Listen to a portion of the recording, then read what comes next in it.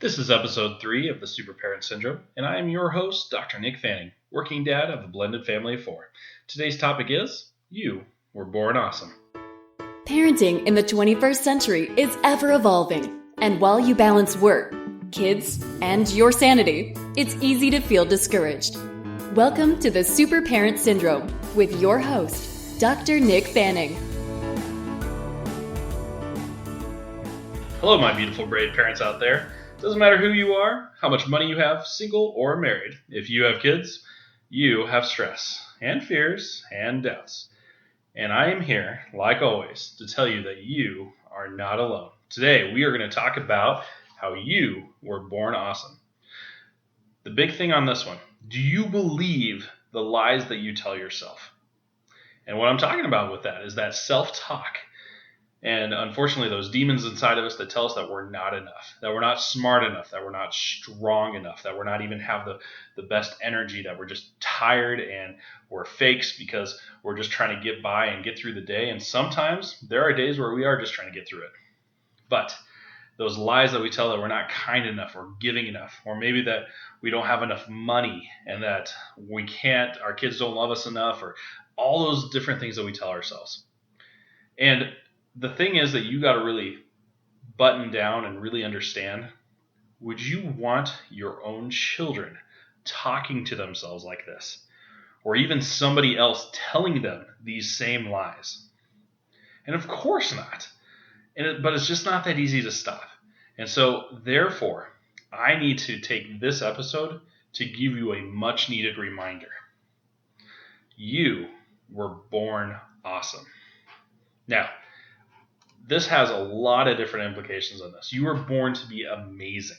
And what I mean by that is that there's a religious point of view that we can take with this, and there's a non-religious point of view on this. So here's the thing. If you were religious, God designed you. He knew you before you formed in the womb. Your body is a gift, and what you do with it is, honestly, you're a tool of God. You're a living testimony of His will. Okay, and the thing is this, one of my favorite quotes is from a writer. His name is Og Mandino, and this is what he says in one of his books. It was, hell begins the day when God shows you all that you might have achieved. Let me let that sink in there for a moment. Hell begins the day when God shows you all that might have been achieved. Can you imagine that? Because here's the thing is, every single moment, every single decision that we have has that kind of implication.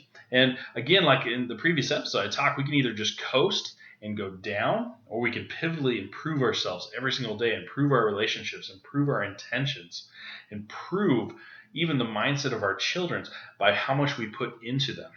And it's one of those things of abundance as well, because like love, like attention, like energy, the more you give, the more you get. And the more that you're going to pass on to our children. And that has ramifications. That's how much they'll be able to love. And that's how much they'll be able to be giving and loving and serving in that. So when I tell you that you were born awesome and you're religious, that has a soul-defining moment. Own that. You were beautifully created. Through all your faults and all your strengths, you are on purpose. Now, if you're non-religious, even if you just want to look at science here, there's even more to it. Now, literally, your ancestors from the dawn of time were the very, very best. Otherwise, you would not be here. Your genetic material would not have been passed on. You were the smartest. They were the strongest. They were the most cunning, the most adaptive, and the fastest. And our genes, even if you're that poor 1%er that has some sort of genetic malady that's causing you ill health, that other 99% of you is perfectly designed and perfectly crafted to have gotten you here. And you are not weak, not even in your core. You were designed, you were fashioned at the very, very best. And you need to own that truth, not the lies that you've been telling yourself, but own the truth that you are awesome and you were born to be awesome and you are so strong and so much smarter and so much more capable that you've ever even given yourself to a chance to even believe. And you know what's even better? Your children are even more amazing. They're another step both religious and non-religious views, they're another step. They've taken the best of you and your partner and created them. And I think that you can look at their eyes and look at them and honestly feel that. And guess what? Your parents felt the same way. And for some of you, that was, your parents were scared of that and it was a bad situation. And for most of you, those parents loved it and embraced it and raised you to be absolutely amazing. Don't waste it. And like I said in the last podcast, in the entire existence of time and space, your soul, this moment is yours. Seize that. Now, if you're looking for another step to take this another step further, that same author I mentioned earlier, Og Mandino, has a book called The World's Greatest Miracle. And or The Greatest Miracle in the World. I can't remember which one is which, but I want you to take a look at that. It's a very short book, but flip to the end if you have to.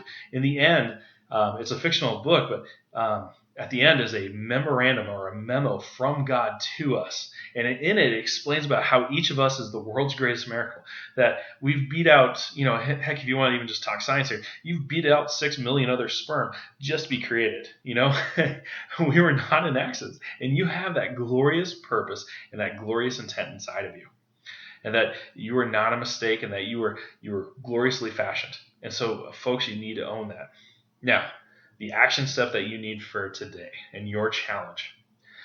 Positive affirmations are not a bunch of hoodoo. In fact, I have an undergrad degree in biochemistry and psychology, and I can tell beyond a shadow of a doubt that your mindset does change your physiology.